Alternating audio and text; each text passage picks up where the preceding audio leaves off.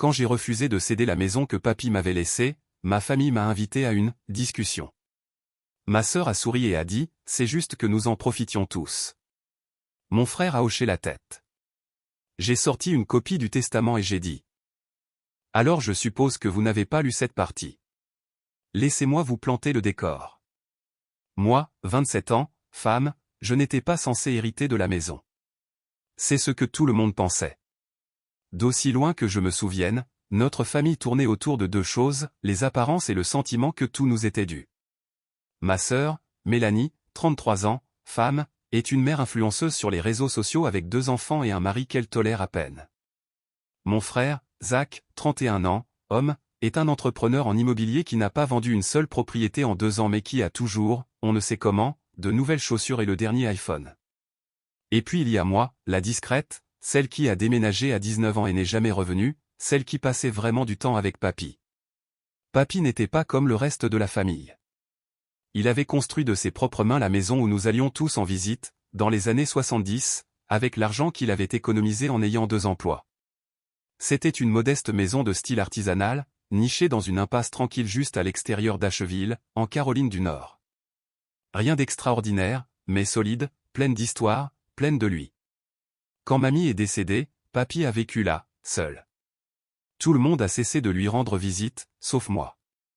Je descendais une fois par mois, je tondais la pelouse, je réparais des petites choses dans la maison, et je m'asseyais avec lui pour un café et une partie d'échecs.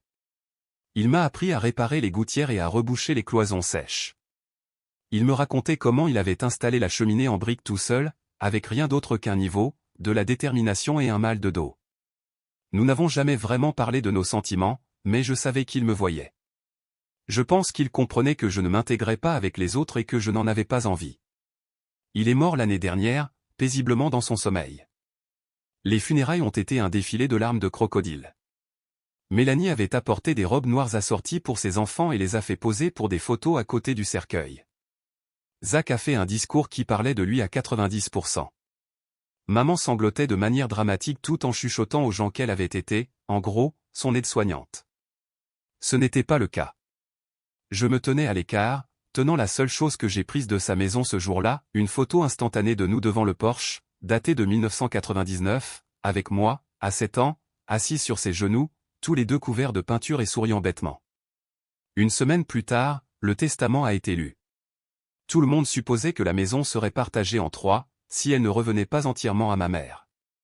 Elle a pratiquement ri quand l'avocat a dit, à ma petite fille, Émilie, je lègue la maison, le terrain sur lequel elle se trouve, et le plein droit d'en faire ce qu'elle veut. C'est la seule qui venait. La seule qui aidait. Elle l'a mérité. Je jure que le silence dans la pièce était si pesant que j'aurais pu entendre ma sœur cligner des yeux. Mélanie a essayé de protester. Zach cherchait déjà sur Google comment contester un testament. Ma mère a exigé que nous ayons une discussion familiale sur ce que papy aurait vraiment voulu, mais légalement, cette maison était à moi. Ils ont essayé de se montrer gentils pendant un moment. Beaucoup de « on ne fait que veiller sur toi » et « on pourrait en faire une location de vacances et partager les revenus ». Mais quand je leur ai dit que je comptais emménager, la rénover et y vivre vraiment, c'est là qu'ils ont programmé la discussion. Ça a été présenté comme un déjeuner familial décontracté. Lieu neutre, l'ancien chalet de papa au bord du lac. J'ai su que quelque chose se tramait quand je suis arrivé sur le parking en gravier et que j'ai vu la Tesla de Zach, l'escalade aux vitres teintées de Mélanie, et un camion de déménagement garé à proximité. Un camion de déménagement. Ils n'ont même pas essayé de le cacher. Dès que je suis entré, Mélanie m'a adressé ce sourire étudié, le même qu'elle utilise dans chaque miniature de sa chaîne, et a dit, tellement contente que tu aies pu venir, monsieur on a discuté. On pense que c'est juste que nous profitions tous de la maison de papy. Zach a hoché la tête à côté d'elle, les bras croisés comme s'il dictait une loi. Tu n'aurais même pas cette maison sans nous. C'était la maison de famille. Je n'ai pas dit un mot. J'ai juste sorti de mon sac une copie pliée et surlignée du testament, je l'ai posée à plat sur la table basse et j'ai montré le paragraphe qu'il n'avait manifestement pas lu ou faisait semblant de ne pas l'avoir lu.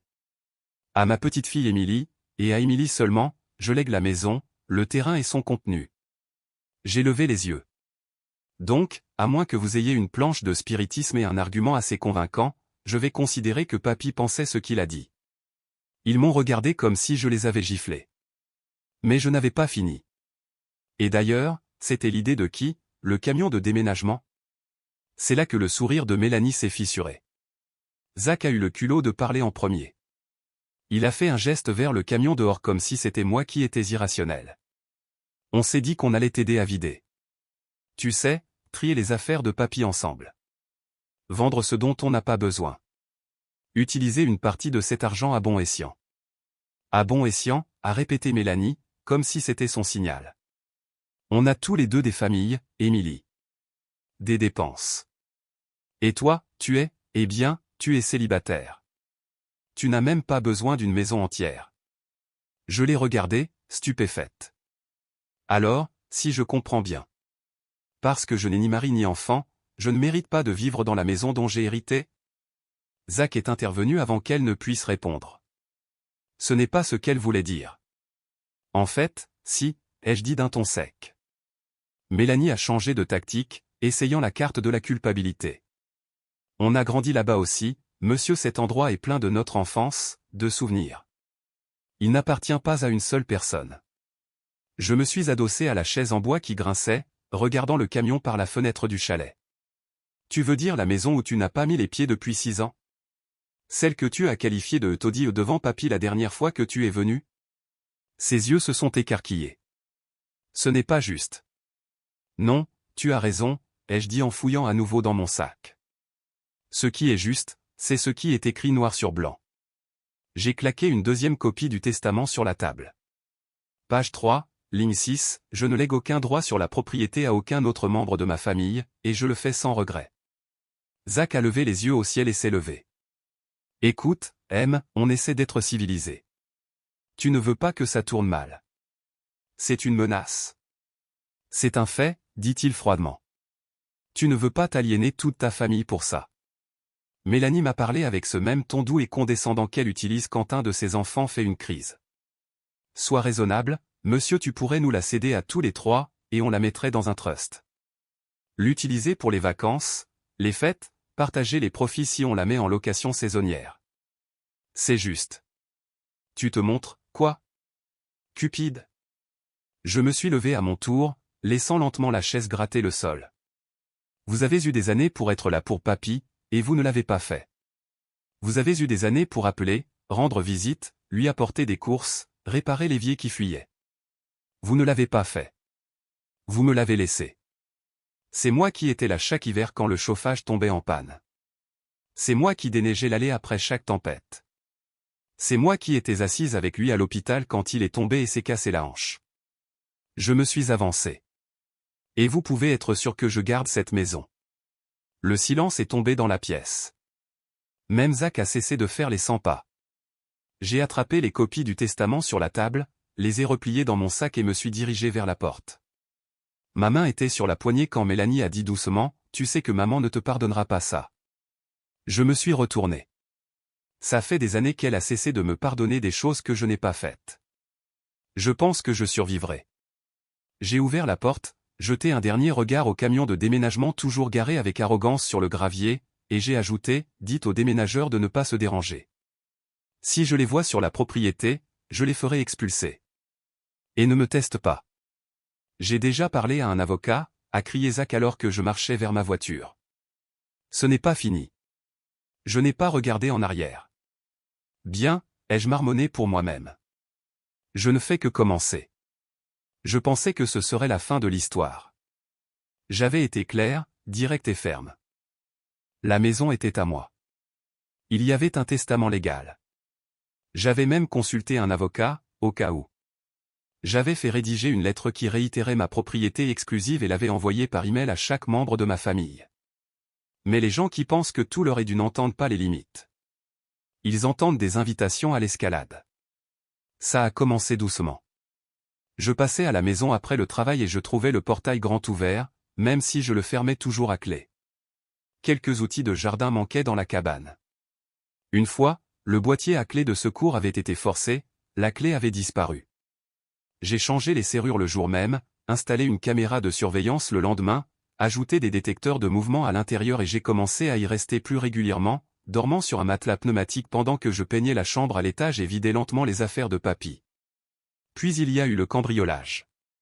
C'était un dimanche matin, début avril.